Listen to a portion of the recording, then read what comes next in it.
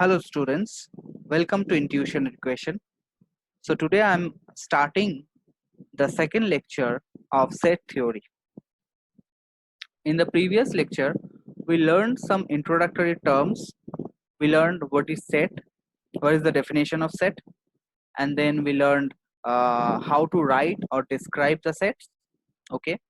Then we learned some more definitions, and we learned what is cardinal number, what is finite set, infinite set. So today I'm going to introduce some more terms on set. So the first thing which I'm going to start with is called, what is a subset? So what is subset? If you have two sets A and B, and if I can say that if each element of A is also an element of B, then A is called a subset of B. Very simple definition. If we have two sets A and B, and each element of A is also an element of B, then we will call A is a subset of B. Okay, very easy. Let's see one example.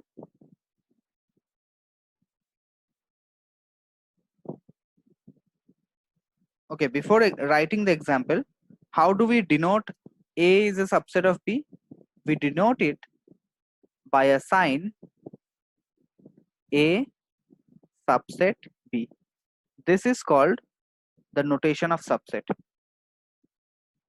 So if I take A equals, say 1, 2, 3, 4, 5, and if I take B equals 1, 2, 3, 4, 5, 6, 7, 8, then see each element of A also belongs to B.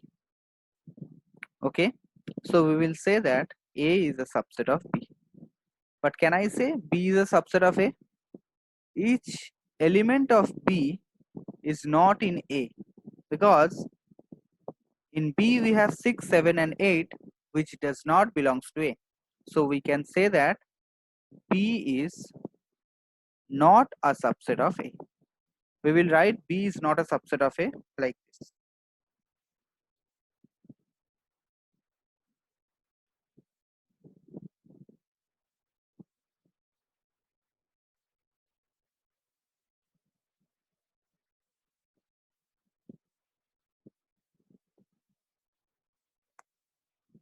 So the first result which comes to my mind after subset, if I have a set A and say the number of elements in A is n, or you can write it by m, say, then the number of subsets of A will be 2 raised to the power of m.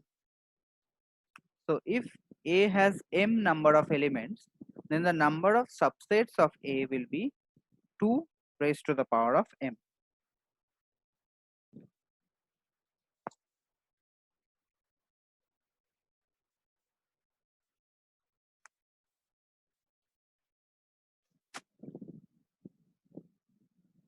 Now we will see what is universal set.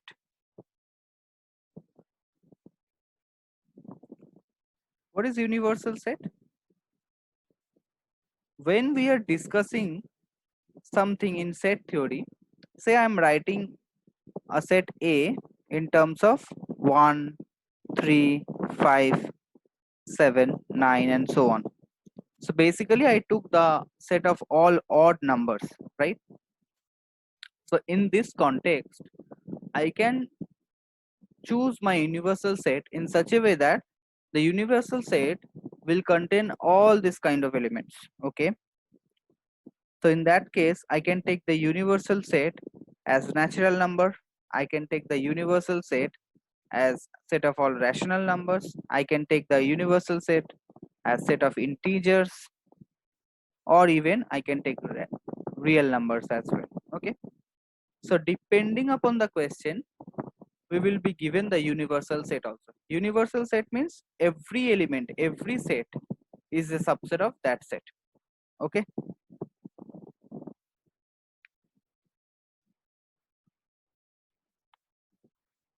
now the next term which we are going to learn is power set. What is power set? Say we have a set A, and in set A we have m number of elements. So we just learned number of subsets of A is 2 raised to the power of m. So if we collect all the subsets of A and if we choose them as elements, and if we construct another set which contains all the subsets of A. What do I mean by this? Say I'm making it very simple. If I have A as 1, 2, 3, and then I want to write all possible subsets of A. So the empty set or the null set will be a subset of any set. So the phi, this is a subset of A. Singleton set 1 is a subset of A. Singleton set 2 is also a subset of A. Singleton set 3 is also a subset of A. Now if I take two elements like this, 1, 2, this is a subset of A. 2, 3, 1, 3, and then if I take the whole set 1, 2, 3. So these are all possible subsets. Now if I take this collection and if I claim that this is another set, is it a set? If you see, all the conditions of a set is being satisfied by this new collection, isn't it? So yeah, this is a set and we will call it the power set. So we can write it as P of A, and this is called the power set of A, which means this is the collection of all possible subsets of A. So in power set of A, we will have 2 raised to the power of m number of elements, where m is the number of elements in A. So here if you see, A has 3 elements. So we should have 2 raised to the power of 3 elements in the power set of A. Let's check. If you count it 1, 2, 3, 4, 5, 6, 7, 8. We have 8 elements in the power set. That means we have 2 raised to the power of 3 elements in the power set. So I hope this clears the concept of power set.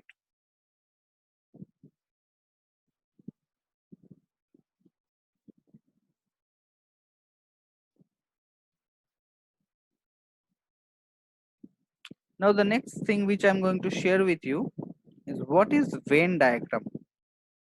What is Venn diagram?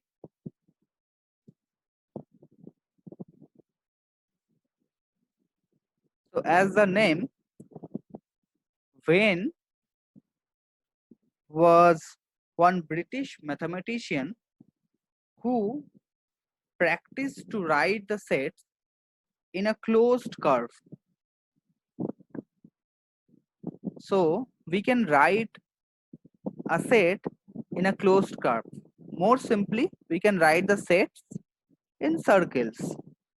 Say I have a set A, so I can just draw a circle over here and then we can just name it A. This will represent my set. Say I have 1, 2, 3 in A, so I can just write it 1, 2, 3, and this is my set A. Okay, so Venn diagram gives us a visualization of set. If I say A is a subset of B, so how do I represent this in a Venn diagram? What is the condition of subset? All the elements of A should be also the elements of B. So if I just draw a circle like this, if I name this by A, and if I draw another circle over here, and if I name this by B, then we can say that A is a subset of B, because all the elements of A are in B also, right? So this is how we can describe the set notation or set operations in terms of diagrams, and this diagram is called Venn diagram. And if I just make a rectangle, I can choose any closed figure, not necessarily circle or rectangle. I can choose any closed curve, okay? And if I name it by universal set, so U. As I told you before, universal set will be the biggest one, okay, which contains all possible set. So now we will discuss some operations on sets. So what are the operations on set? Like if I give you two real number, say 2 and 3, you can add them or subtract them or multiply them or divide them. We just learned these 4 operations, okay, in real number system. So set is different, as you saw before. Set is not a real number, right? So for sets also we should have some operations. So yeah, we have some operations, and the first operation which I'm going to share is union of sets. What is union of two sets? Say we have two sets A and B. So the union of set A and B is the set of those elements which belongs to either in A or in B or in both. Okay, feeling little complicated? Let's see the Venn diagram. So this is my A and this is my B. The two sets are given. So union says that set of all elements, all those elements which belongs to A, that means which can belong here, or which belongs to B, so it can belong here also, or belongs to both A and B.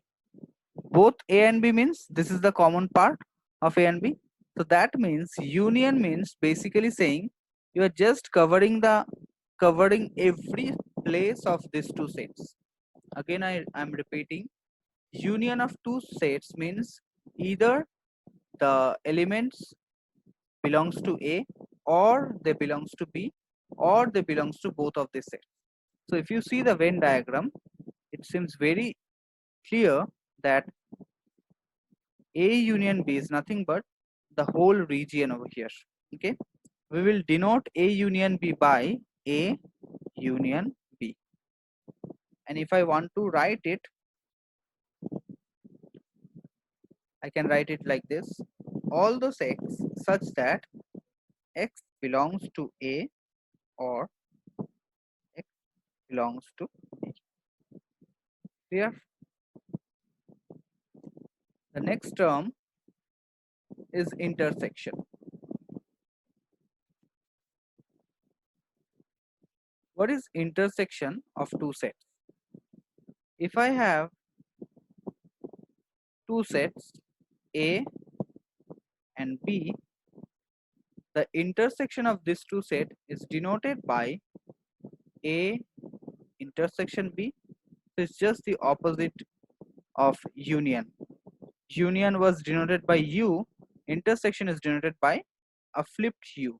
Okay, and it's defined by all those elements which belongs to both A and B. So both A and B. That means both A and B means it should belongs to A as well as B. So that means it should belongs to this part only. It can't be from this part or this part. Okay. So just remember one thing, whenever intersection, the word intersection comes to your mind, just associate one word with it, and whenever union comes to your mind, just associate the word or, because union means either it belongs to A or it belongs to B, but intersection means it belongs to both.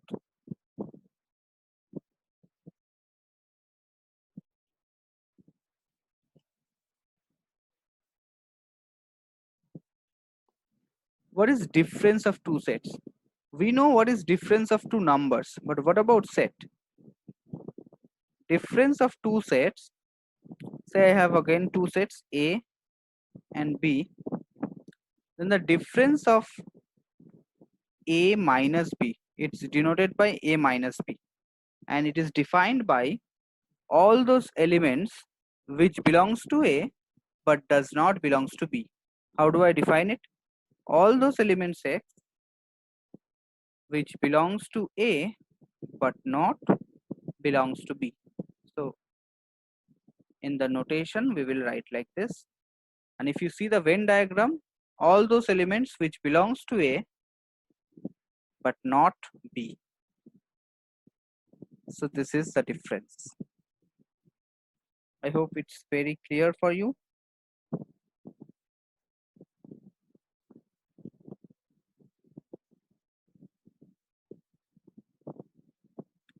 What is symmetric difference?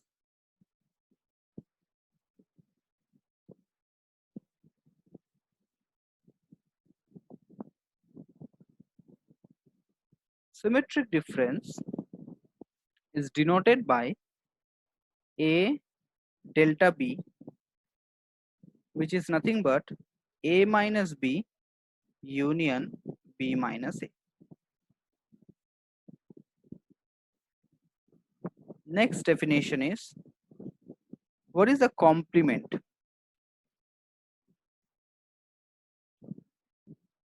The complement of a set A is defined by A complement equals to all those elements X such that X does not belongs to A. This is the notation of A complement. You write A and in the top you write C, or sometimes in some books you can see this notation also. So basically what is the meaning? If you have this universal set U, and if I have a set A here, then the A complement is all those elements, collection of all those elements which does not belongs to U, which does not belongs to A. That means it should cover up this region which are not belongs to A.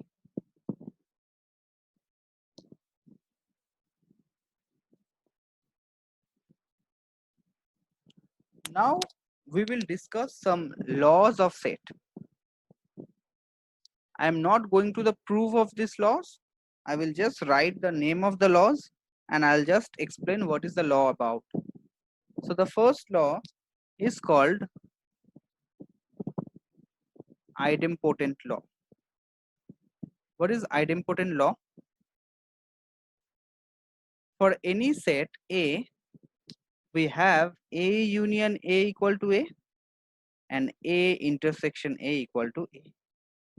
This is called the idempotent law. If you have a set A, if you take the union of A with itself only, you are going to get the same set. And if you take the intersection also, you are going to get the same set. So this is called idempotent law. Next law is identity law. What is identity law? Identity law says that if you have a set A and if you take the union of A with the empty set, what should be the answer? The set A only. And if you have a set A and you are taking the intersection it with the universal set, you are going to get A again. So this was identity law. What is commutative law, which is very important?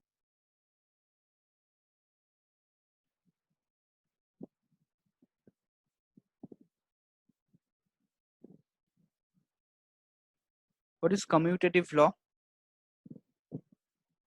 If we have two sets A and B, then the union of A union B should be equal to B union A. That means the order does not matter. And this is true for intersection also. The intersection of A and B should be equal to intersection of B and A. So this is called the commutative law, and this is true for any set. Next law which I'm going to write is associative law.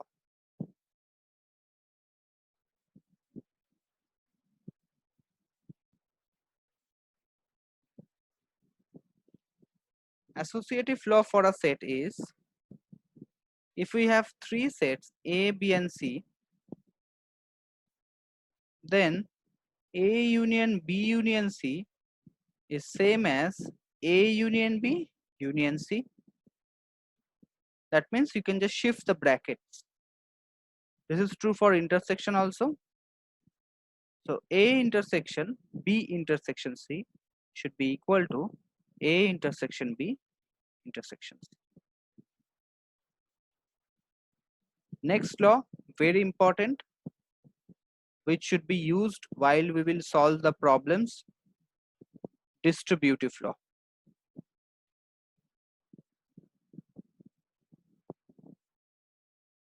Distributive law is A union B intersection C. What will be the rule for this? And A intersection B union C. What will be the law for this? So distributive law says that it should be A union B intersection A union C. And for the second one, it should be A intersection B union A intersection C. So what happened here?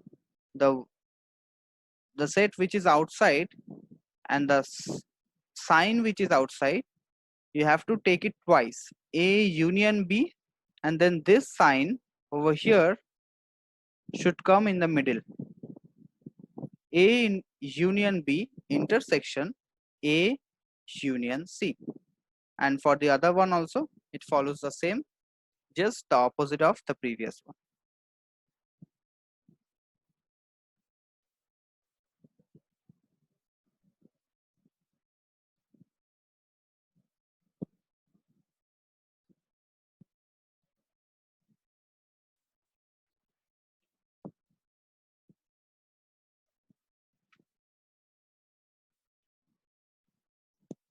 Okay, now I will write some important results on the cardinality of a set, of a finite set. So if we have two sets A and B, then what is the relationship between the number of elements of A union B with the number of elements of A, B and A intersection B? So I'm going to write a rule for this. The number of elements in A union B should be equal to the number of elements in A plus the number of elements in B minus the number of elements of A intersection B. It looks difficult. I'll just explain you. Say this is A, this is B. So when you are going to count the number of elements of A union B, that means you are just going to count all the number of elements over here. Remember that A and B are finite sets. So this rule does not apply for infinite sets. So if we are calculating the number of elements of A union B. So what I have taken? Number of elements in A. That means I have taken this. Number of elements in B, I added them. That means I have taken this also. But see, you have taken this intersection twice. If you can see this portion, you have taken it twice while calculating number of elements of A and number of elements of B. That's why you need to subtract it once. So that's why we are subtracting this number of elements of A intersection B. I hope it is clear for you. And if you have three sets like this, then what will be the law? Same way, if you just calculate it, then the number of elements of A union B union C should be equal to number of elements of A plus number of elements of B plus number of elements of C. Since I have covered everything, so now we should subtract something. What should I subtract? I will subtract the common portions of A union A and B. So I subtract number of elements of A intersection B. I subtract number of elements of B intersection C. I subtract the number of elements of C intersection A. But while you have subtracted all the intersections, you actually lost this portion. While you have subtracted the common portions, you have lost this portion. So at the end, we should add it by number of elements in A intersection B intersection.